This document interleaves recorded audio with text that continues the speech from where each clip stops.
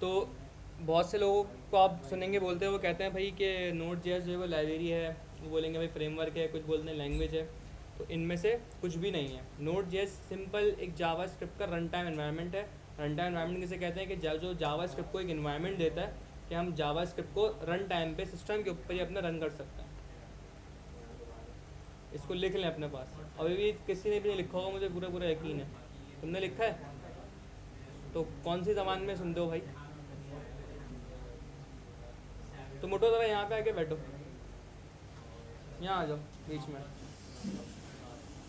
भाई उर्दू ही आती है मुझे बस, इंग्लिश इतनी अच्छी नहीं है मेरी, और एक ही ज़बान में बोल सकता हूँ ये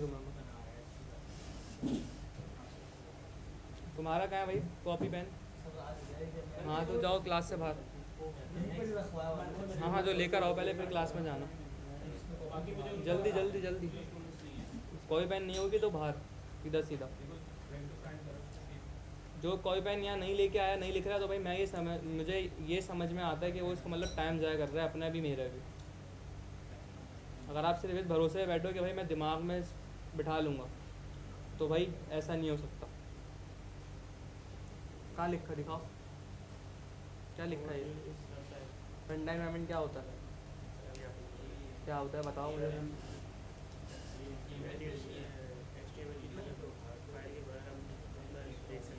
क्या देख सकते हैं अपना कोड वैसे भी देख रहा हूँ भाई, मैं तो वैसे ही अपना कोड देख रहा हूँ आंखों से अपनी। नहीं, कैसे समझाएं? नहीं, जैसे मैं आपको समझा रहा हूँ आप उससे वैसे ही अपने पास लिख लो, फिर जब कोई आपसे पूछेगा तो वैसे ही उसे समझा देना। क्या होता है रन टाइम एनवायरनमेंट, बताओ इसको भाई। जब आप सर्वर का कोई ताल्लुक नहीं है। Without the help of HTML5, जब आपको नोट जैसे टर्मिनल पे आपको अपना कोड का देखना हो ना आंसर, तो वो आपको इर्तिजा, क्या होता है रन टाइम एनवायरनमेंट?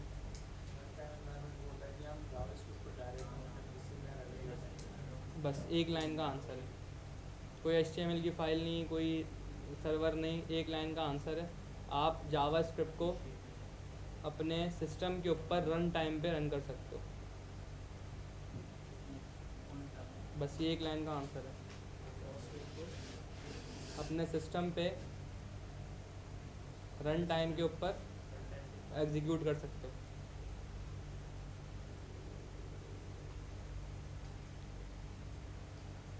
ये सिंपल रन टाइम एनवायरनमेंट है।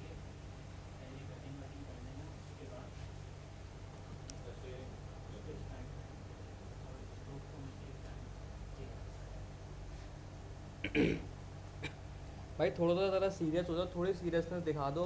मतलब वो ऐसे नर्सरी के बच्चे तो नहीं हो, माशाल्लाह बड़े लड़के हो आप लोग, तो थोड़ा सा ज़रा सीरियस हो जाओ। वो ये भी सारी चीज़ें मुझे आज असल में ये करवाना नहीं था, मुझे असल में APIs करवानी थी आज, लेकिन ये इतनी चीज़ें सारी लास्ट क्लास में करवाई थी, तो कुछ कोई फ़ायदा नहीं हुआ करवाने का, इसका मतलब वो है। ठीक है जी।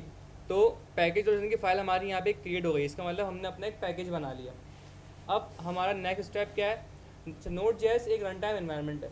हम जब फ्रंट एंड में भी अगर मैं कोई यानी कि मैं कोई अपना फ्रंट एंड का कोड लिख रहा था, तो मैंने वहाँ पे एक लाइब्रेरी का सहारा लिया था, रिएक्ट। मैंने रिएक्ट को यूज़ करते हुए अपना फ्रंट एंड बनाया था।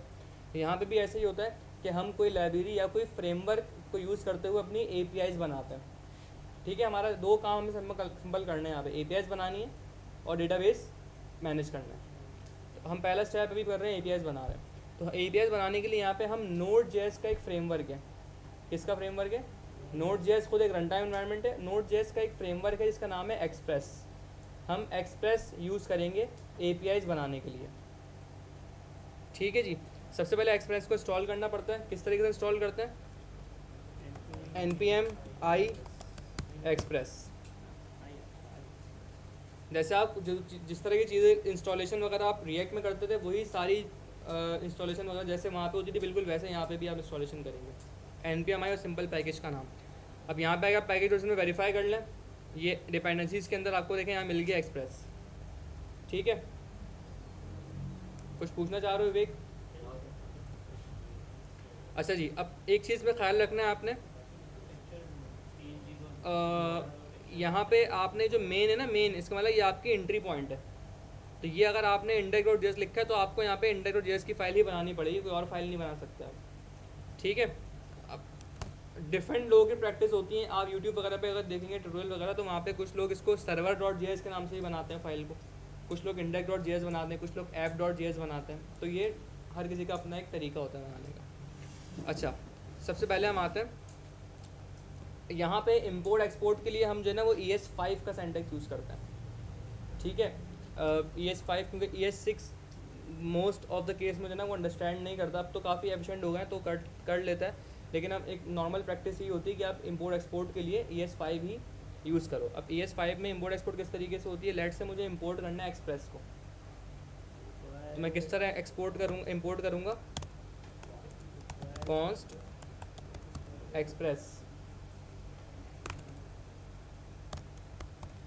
रिक्वायर और यहाँ पे एक्सप्रेस, ठीक है। फिर कॉन्स्ट ऐप =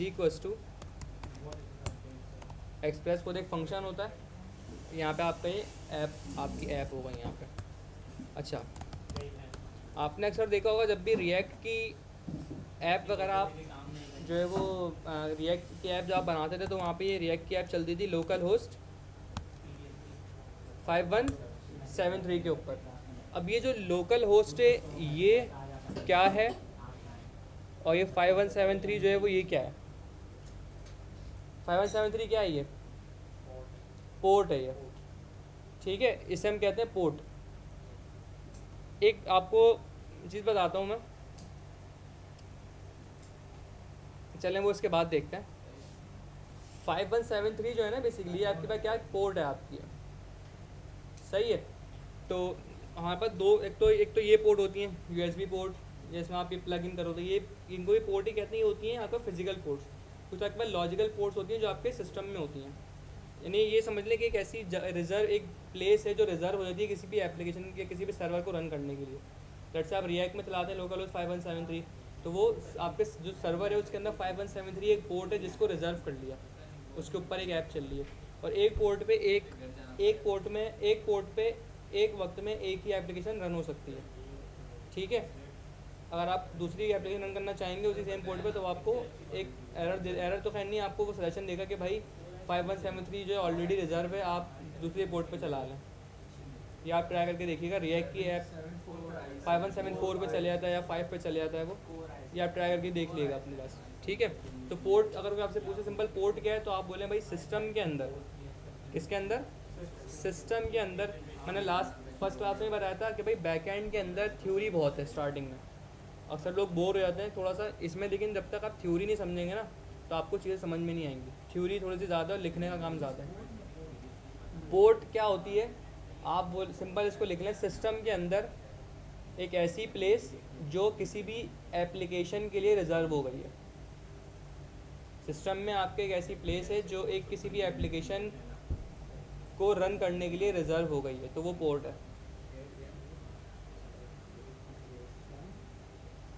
सिस्टम के अंदर एक ऐसी प्लेस जो किसी एप्लीकेशन को रन करने के लिए रिजर्व हो गई है, ये आपकी पोर्ट है।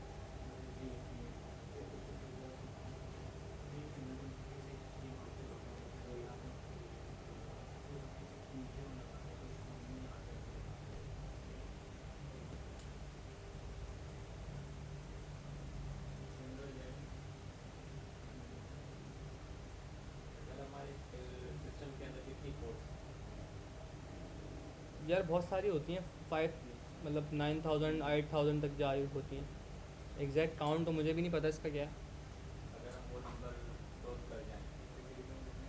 तो ये क्रॉस करने के लिए पहले ये पता होना चाहिए ना कितनी पोर्ट है, ये उसको गूगल करना कितनी है, ठीक है जी। तो ये आपकी पोर्ट होती है। तो जब आप अपना खुद का सर्वर बनाते हैं, जैसे रिएक्ट का सर्वर होता है वो 5173 पे चलता है, तो ऐसे ही जब आप अपना खुद का सर्वर बना रहे होते हैं तो आपको बताना पड़ता है कि भाई मेरा सर्वर किस पोर्ट पे चलेगा। तो हम कैसे बताते हैं, कॉन्स्ट पोर्ट, मैं लेट्स दे दिया 5000, कुछ भी ले सकते हैं, रैंडम आपकी मर्ज़ी है। ठीक है,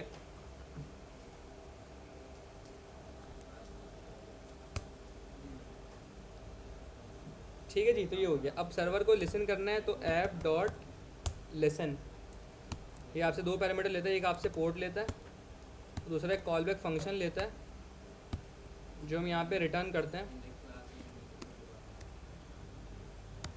सर्वर इज़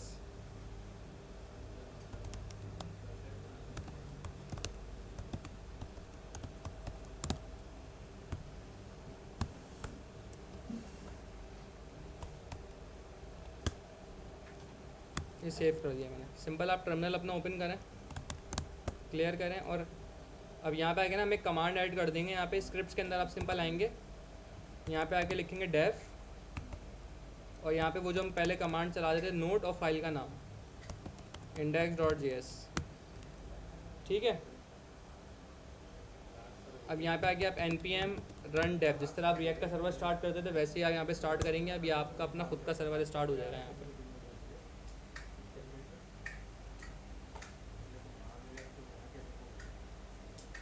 ओके, असल में हमने कंसोल नहीं किया इसको। अच्छा, एक और चीज़, यहाँ पे जहाँ पे भी आपने console.log लिखा है, जब आप रिएक्ट पे काम करते थे इस console.log को आप कहाँ व्यू करते थे? कहाँ पे? ब्राउज़र के कंसोल पे। अब लेकिन जब भी हम सर्वर पे काम करते हैं, हम जब भी यहाँ कंसोल लिखेंगे ना, तो हमारा कंसोल हमारा टर्मिनल होता है। क्या होता है?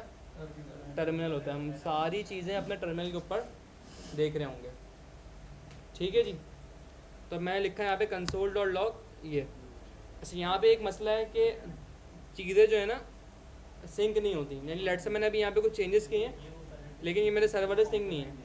मुझे सर्वर को क्या करना पड़ेगा? बार बार रीस्टार्ट करना पड़ेगा। ये मसले को आगे आगे हम हल करेंगे अभी, लेकिन हम ऐसे ही करेंगे कि अपने सर्वर को रीस्टार्ट करेंगे और सर्वर स्टॉप करना पड़ेगा। पहले स्टॉप कैसे होता है सर्वर? Ctrl+C से। इसको लिख लें अपने पास। सर्वर अगर आपने स्टॉप करना है तो वो Ctrl+C से होता है। देन रीस्टार्ट करेंगे सर्वर को npm run dev से। अब देखें क्या लिखा हुआ है, सर्वर इज लिसनिंग ऑन 5000। अब ये पर्टिकुलर जो टर्मिनल है ये रिजर्व हो गया है मेरे सिस्टम के लिए। Ctrl+C।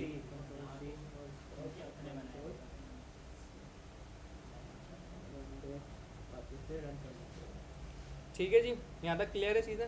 अब लेट से मैं चाह रहा हूँ ये लिसनिंग मुझे अच्छा ही लग रहा है, इसको रनिंग कर देता है। तो अब सेव करूँगा, कोई फ़र्क नहीं पड़ेगा यहाँ पे, क्योंकि रीस्टार्ट करना पड़ेगा इसको। फिर करूँगा यहाँ पे। यहाँ तक क्लियर है? तो जब जब आपने कोई चीज़ें लिसनिंग करनी है, कुछ करना है, रीस्टार्ट करना है आपने सर्वर को। ठीक है जी। जी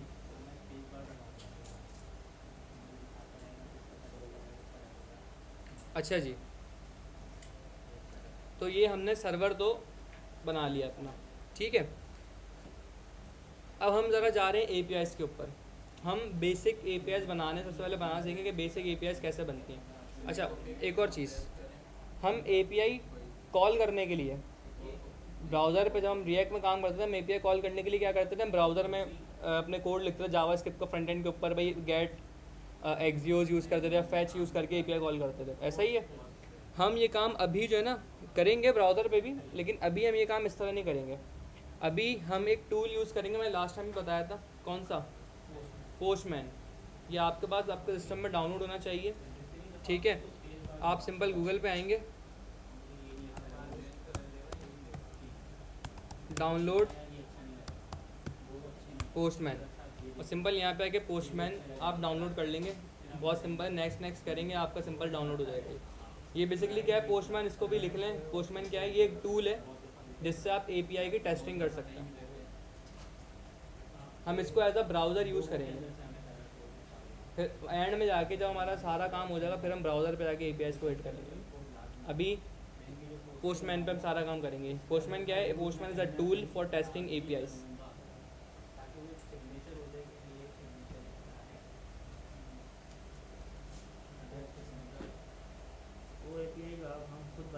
जी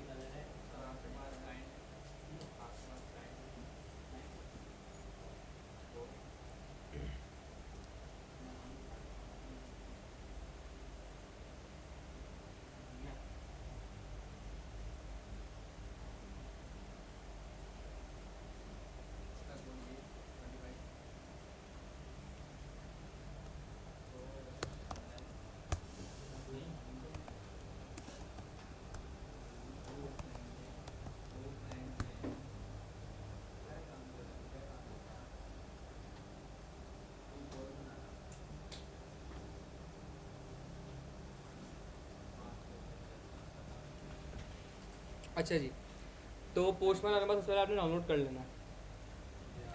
अब हम ज़रा जा रहे हैं एपीआईज़ के ऊपर। एपीआईज़ पे जाने से पहले आपको शायद फ्रंट एंड में थोड़ा सा इसके बारे में बताया था, लेकिन मैंने कहा था डिटेल में इसको हम बैक एंड में पढ़ेंगे।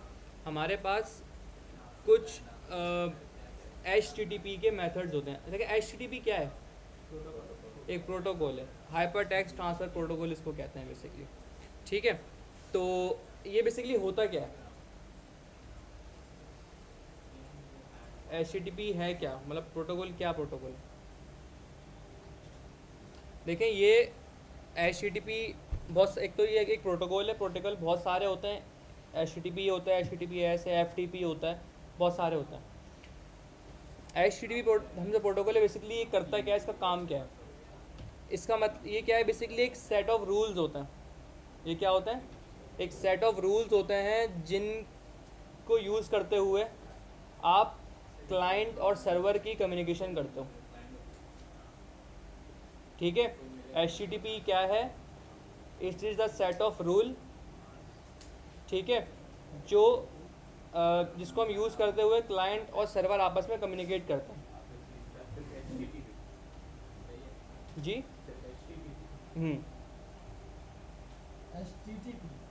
भाई आप किसी भी वेबसाइट पे आते हो ना, गूगल पे, ये मैंने खोला हुआ है यहाँ पे, ये देखें HTTPS। अच्छा ये HTTPS में सिर्फ एक चीज़ का फ़र्क होता है, वो S स्टैंड्स फॉर सिक्योर।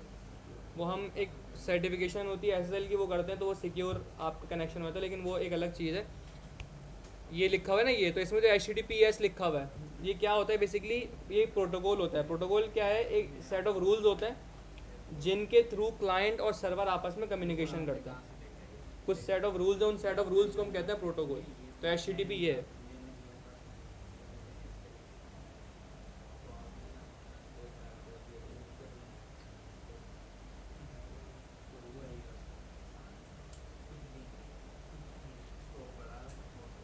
आप सिंपल इसको लिख सकते हैं कि it is a set of rules through which client and server communicate together. Simple is that.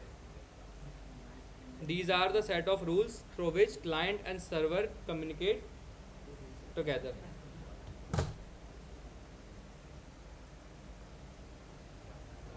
तो अब HTTP के हमारे पास कुछ मेथड्स होता है। यानी अब देखें HTTP क्या है भाई? वो रूल्स हैं जिनके ज़रिए क्लाइंट और सर्वर आपस में कम्युनिकेट करते हैं। क्लाइंट मीन्स फ्रंट एंड और सर्वर मीन्स बैक एंड। ये आपस में बात करते हैं क्लाइंट और सर्वर। अब वो किन किन तरीक़ों से बात कर सकते हैं भाई? मैंने कहा ना, मैं आपसे बात कर रहा हूँ, मैं किन किन तरीक़ों से बात कर सकता हूँ आपसे? मैं आपसे फिजिकल बात कर रहा हूँ, मैं आपसे कॉल पे बात कर सकता हूँ, मैं आपसे मैसेज से बात कर सकता हूँ। तो ये डिफरेंट क्या है? मेथड्स ऑफ कम्युनिकेशन है ना आपसे मेरे, या नहीं है? तो ऐसे ही यहाँ पे भी क्लाइंट और सर्वर, हमने बोला भाई बात करते हैं, तो भाई कैसे बात करते हैं, उसके डिफरेंट मेथड हैं। तो वो जो मेथड उन्होंने कहते हैं HTTP के मेथड्स। अब वो कौन कौन से होते हैं? HTTP के मेथड्स बहुत सारे होते हैं। ठीक है, मैं आपको अगर दिखाऊँ ना, यहाँ पे गूगल पे आ गया,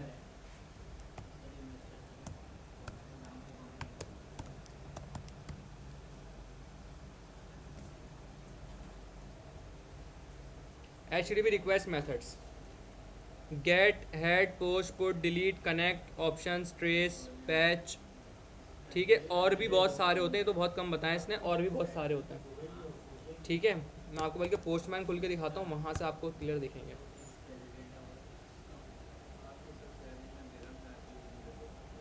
इसको मैं यूज़ करना सिखाऊंगा कैसे यूज़ करते हैं, अगर नहीं आता है तो अभी बस आपको सिर्फ जस्ट मैं दिखा रहा हूँ।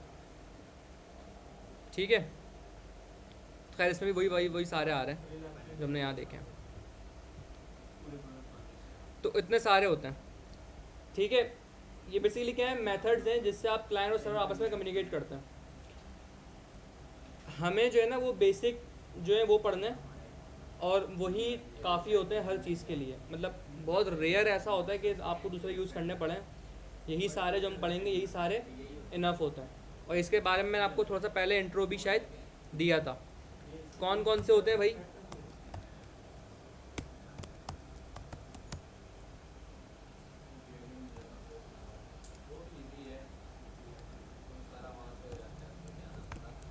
Gate, post, put, delete. बताया था लास्ट आपको पहले भी इसके बारे में मैंने। तो भाई ये बेसिक HTTP के हमारे पास मेथड्स होते हैं, गेट, पोस्ट, पुट, डिलीट। अच्छा हम क्या कर रहे हैं, APIs बना रहे हैं ना अभी। तो APIs क्या होती हैं, पहले तो सवाल तो ये आता है।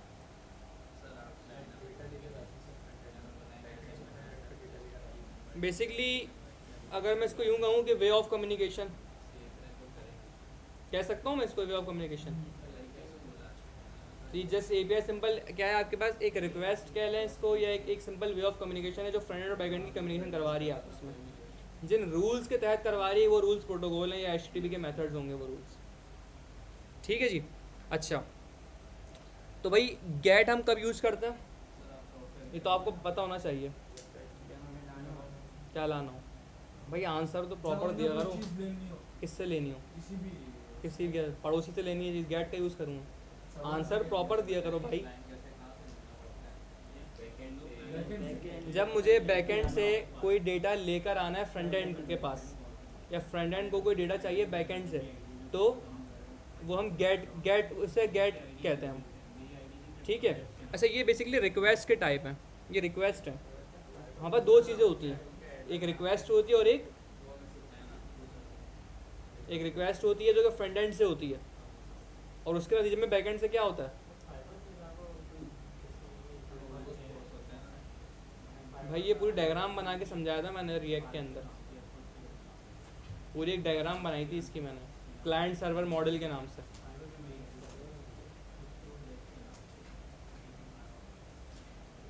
सब भूल भाल के बैठे हो आप।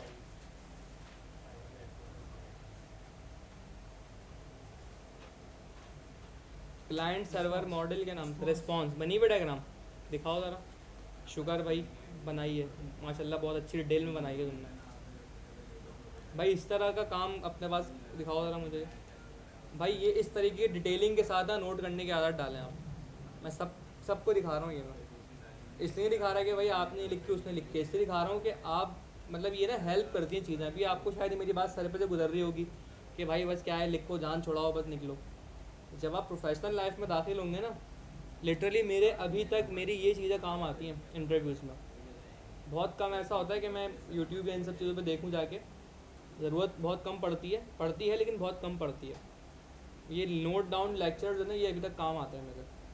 तो भाई इस डिटेलिंग के साथ लिखें, ये नहीं सोच के लिखें कि यार बस जल्दी जल्दी लिख के जान छोड़ाओ। ये सोचें कि कल को आपने पढ़ना है इसको, कि आपने समझना है कि मैंने लिखा क्या। अपनी बातें समझ नहीं आई लिखे हुए तो लिखने का फ़ायदा फिर। तो भाई रिस्पॉन्स होता है वो, हम फ्रंट एंड से रिक्वेस्ट करते हैं बैक एंड को, तो हमारी फ्रंट एंड से हमारी API जाती है, वो कॉल होती है, वो हमारा जो रिक्वेस्ट होती है वो रिक्वेस्ट करती है सर्वर से, भाई फ्रंट एंड ने ये बोला, उसके नतीजे में बैक एंड रिस्पॉन्स करता है, ठीक है। तो हम जो ये पढ़ लेना ये रिक्वेस्ट के मेथड्स हैं। आप रिक्वेस्ट कर सकते हो इन सारे मेथड्स को यूज़ करते हुए। रिस्पॉन्स के मेथड नहीं है, ये रिक्वेस्ट मेथड है, ठीक है। और रिक्वेस्ट के ही होते हैं मेथड, रिस्पॉन्स के मेथड नहीं होंगे। रिक्वेस्ट ही आप होगा ना कि मैं आपसे बात कर रहा हूँ किसी मेथड को यूज़ करते हुए, रिक्वेस्ट के मेथड होंगे। गेट का मतलब क्या है भाई कि बैकएंड से आपने कुछ डेटा लेकर आना है फ्रंट एंड के पास, तो ये गेट होता है। पोस्ट के जो वो रिक्वेस्ट का मेथड हम कब यूज़ करते हैं, पोस्ट की रिक्वेस्ट क्या होती है, हमें कोई डेटा सेव करवाना होता है। इसको लिख लें अपने पास सबको, मैं लिखवा देता हूँ बल्कि। गेट हम कब यूज़ करते हैं, when we want to get data from the backend.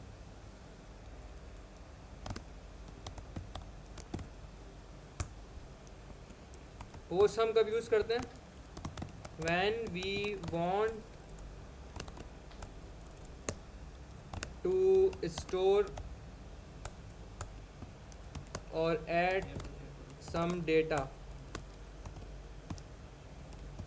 in backend.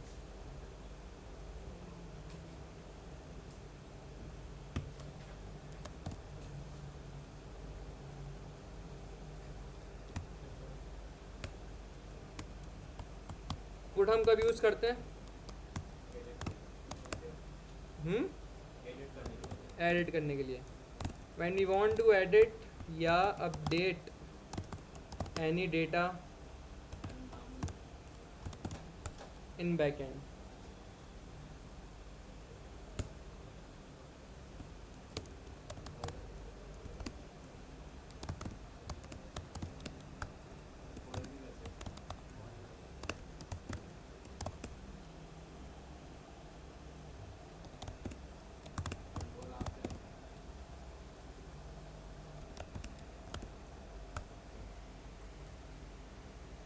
देखिए बैकएंड में आपको बता दूं, इसकी ना आप रोज़ाना प्रैक्टिस करें. जब भी कोई बैच स्टार्ट होता है ना, आप नोट कभी पूछ लेगा जैसे भी, जब मर्ज स्टैक वगैरह कोई फुल स्टैक का बैच स्टार्ट होता है, अगर वो बैच 50 लोग 20 लोग हैं, चलें 20 लोग हैं टोटल, बैकएंड में आखिरी क्लास तक ना उनमें से सिर्फ 3 या 4 लोग बचते हैं. और सिर्फ ये हर बैच की कहानी बता रहा हूँ मैं आपको. उसकी वजह बहुत सारी होती है. मेन वजह ये होती है कि भाई चीज़ें समझ नहीं आ रही बैकएंड में. अब वो समझ क्यों नहीं आ रही है? भाई प्रैक्टिस ही नहीं कर रहे. क्योंकि बैकएंड अभी तो शुरू है. अभी ये देखिएगा आगे जब आप जाएंगे ना तो आगे मज़ा आएगा जब बैकएंड स्टार्ट होगा. तो यहाँ पे प्योर लॉजिक्स होती हैं, कोई यूआई नहीं होती, कोई ब्राउज़र कोई नहीं होता, सिर्फ टर्मिनल आपका दोस्त होता है और ये कोड होता है. बस आपने यहाँ करना है जो करना है. तो सिर्फ 3 या 4 बचते हैं, लेकिन वो 3 या 4 जो बचते हैं एंड भाई वही असल क्रीम होती है बैच की आपके. तो कोशिश ये करनी है, एक तो सारी अटेंडेंस मेक श्योर रहे एंड क्लास तक, और भाई प्रैक्टिस करनी है. प्रैक्टिस करेंगे ना तो आप बिलीव करें आपको फ्रंट एंड से ज़्यादा मज़ा बैक एंड में आएगा. ये यहाँ बड़ी मज़ेदार चीज़ें होती हैं करनी, क्योंकि यहाँ पे असल में क्या होता है, आप जो रियल लाइफ में चीज़ें कर रहे होते हैं, आप बस कर रहे होते हैं, आपको नहीं पता पीछे क्या कहानी हो रही होती है. अब वो सारी कहानी आपको यहाँ समझ में आती है. लेट्स से आप फेसबुक पे जाके आप साइन अप लॉगिन कर रहे हैं, और आप लोग को कुछ नहीं पता भाई क्या पीछे कहानी हो रही है. आपने साइन अप कर लिया, लॉगिन कर लिया, तो आपको नहीं पता पीछे क्या कहानी हो रही है. यहाँ पे आपको आप खुद से सारी स्क्रैच चीज़ें बनाओगे बैठ कर. बहुत इंटरेस्टिंग चीज़ें आपको पता लगेंगी यहाँ पर. ठीक है जी. अच्छा, तो ये आपका सिंपल, ये हमारे पास होते हैं HTTP के मेथड्स. ठीक है, और इन्हीं को यूज़ करते हुए अपनी APIs बनाते हैं. अब हम यहाँ पे क्या करने जा रहे हैं, एक छोटी सी API बनाते हैं गेट की. बेसिक APIs, और इसमें हम बना रहे हैं सबसे पहले गेट की. अच्छा, API हमने डिस्कस कर लिया अभी क्या होता है. बेसिकली वे ऑफ कम्युनिकेशन है, जो फ्रंट एंड और बैक एंड की कम्युनिकेशन हम करवा रहे होते हैं आपस में, वो API से करवा रहे होते हैं. ठीक है. अब APIs भी मल्टीपल टाइप की होती हैं. अब API की टाइप जो है ना बाय नेचर अलग है. यानी अगर मैं आपको यहाँ दिखाऊं,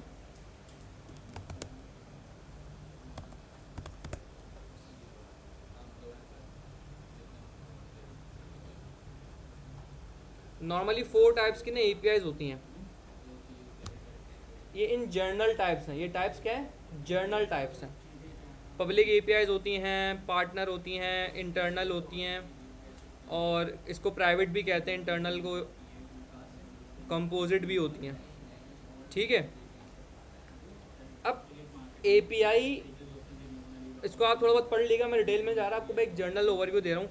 पब्लिक APIs वो होती हैं जैसे आपने यूज़ करी है गिटहब की API हो गई, या फेक स्टोर वाली जो हर किसी के लिए ओपन अवेलेबल है, वो सारी पब्लिक APIs होती हैं. ठीक है जी. पार्टनर APIs कौन सी होती हैं भाई?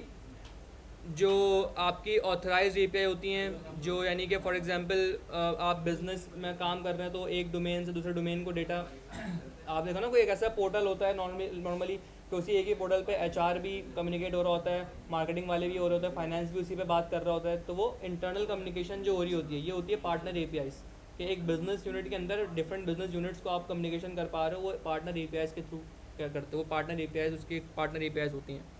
कुछ इंटरनल एपीआईज होती हैं जो फॉर एग्जांपल बिल्कुल ही इंटरनल वर्क के लिए होती हैं, जिसको प्राइवेट एपीआईज भी कहते हैं, उनको प्रॉपर रिस्ट्रिक्शन उनके अंदर होती है। ठीक है। कंपोजिट एपीआईज क्या होती हैं भाई, एक या दो मल्टीपल एपीआईज को मिला के कोई अगर हम एपीआई बनाएं एक, वो एक कंपोजिट एपीआईज कहलाती हैं। ठीक है, इसको डिटेल में आप पढ़ लेगा, मैं इसका लिंक आपको दे देता हूँ इसी चैट में, इसको आप अपने पास जो है ना वो कॉपी कर लीजिएगा, इसको पढ़ लीजिएगा, ये बड़ी काम की चीज़ है। थ्योरी पर्पज़ के लिए थ्योरेटिकल नॉलेज आपको पता चल जाएगा भाई एपीआईज कितने टाइप्स की होती है। मैं दे देता हूँ व्हाट्सएप पे भी। ठीक है।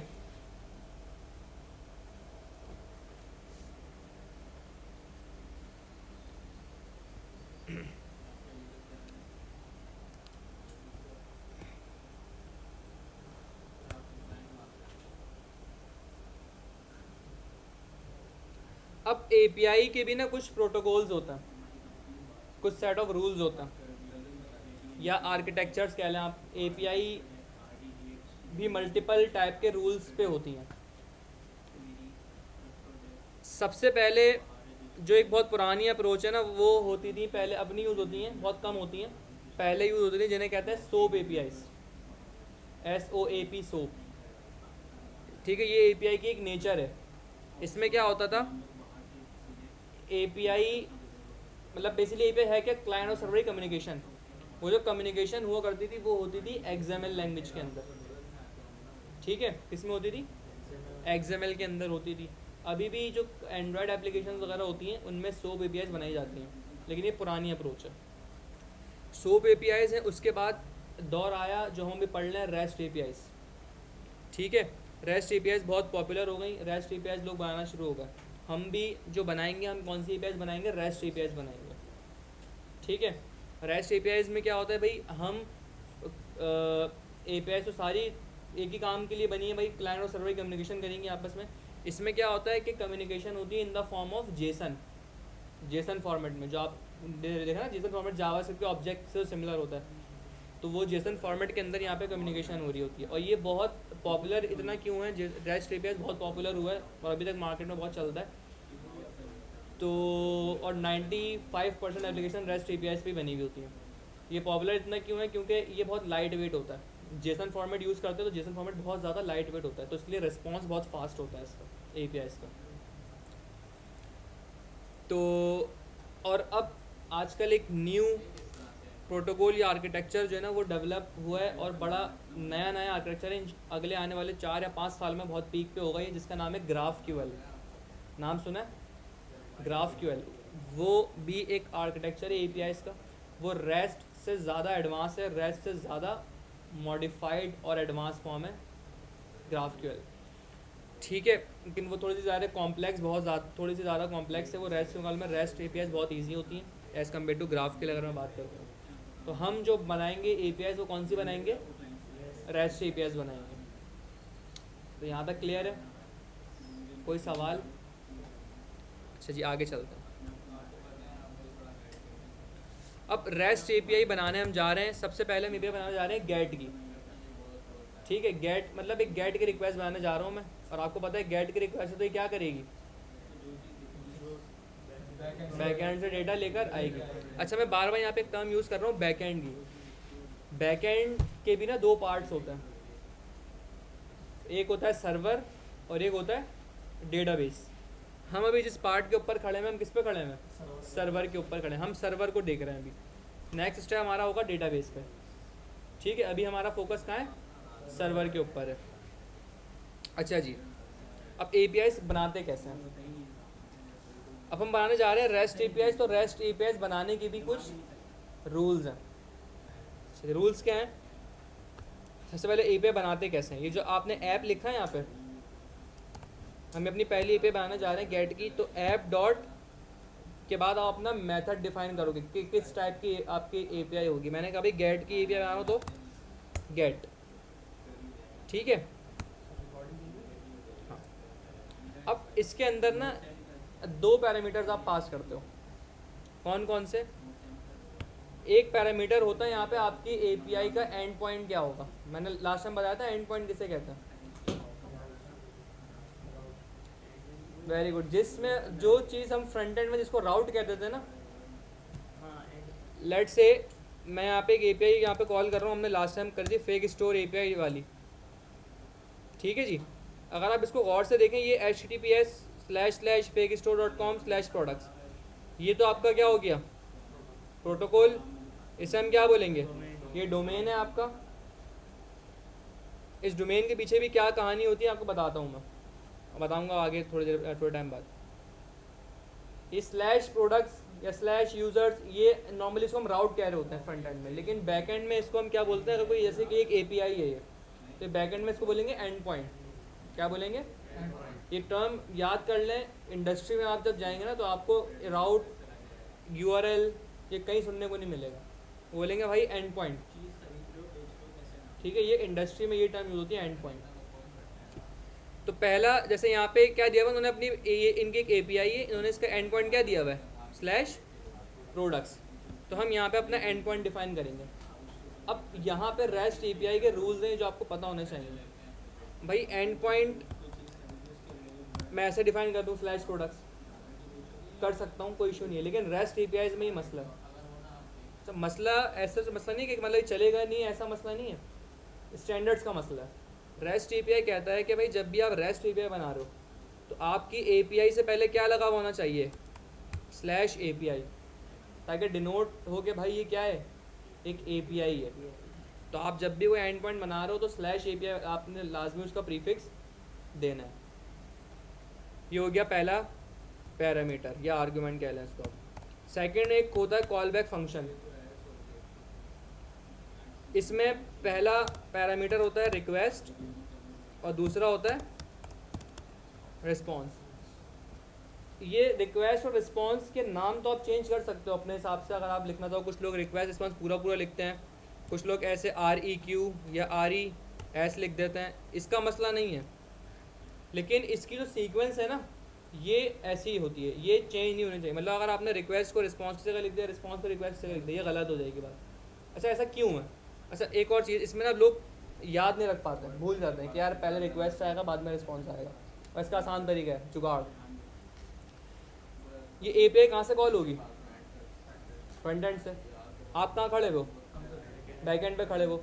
तो जब ये एपीआई फ्रंट से कॉल होगी, आपके पास सबसे पहले रिक्वेस्ट आएगी, रिस्पॉन्स आएगा, रिक्वेस्ट आएगी पहले, बाद में आप रिस्पॉन्स दोगे उसको फ्रंट एंड को अपने।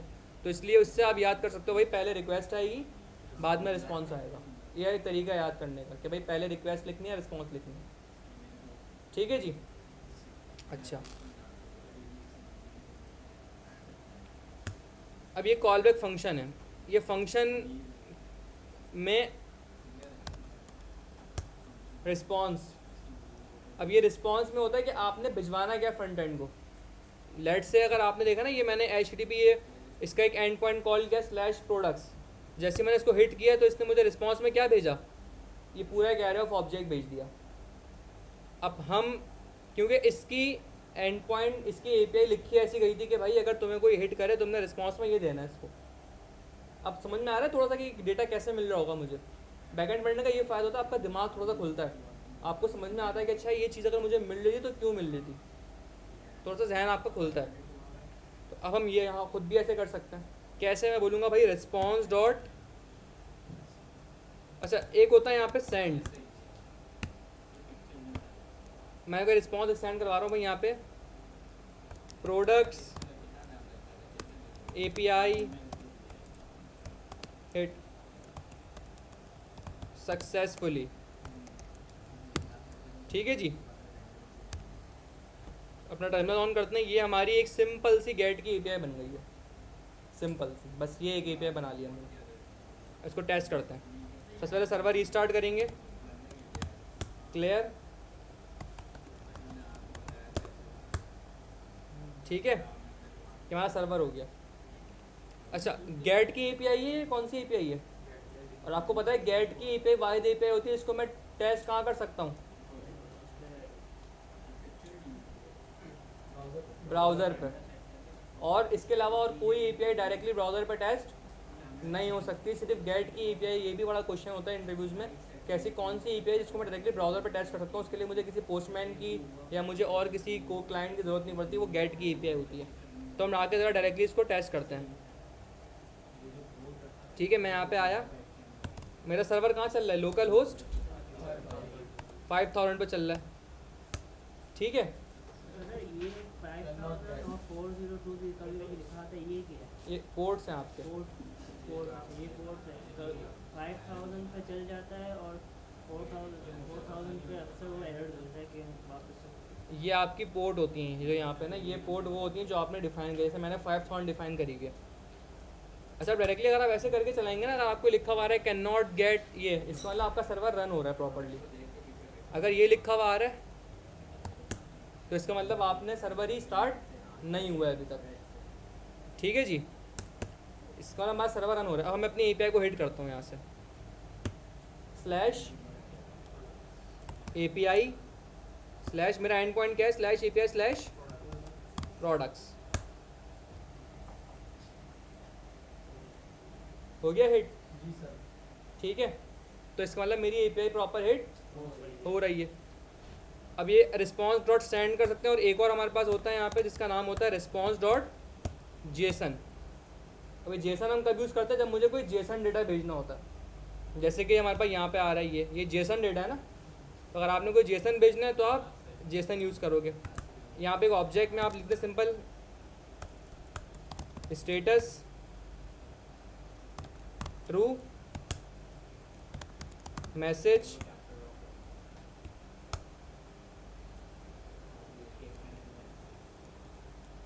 ठीक है जी, सेव किया इसको मैंने, ये तो आया ही नहीं।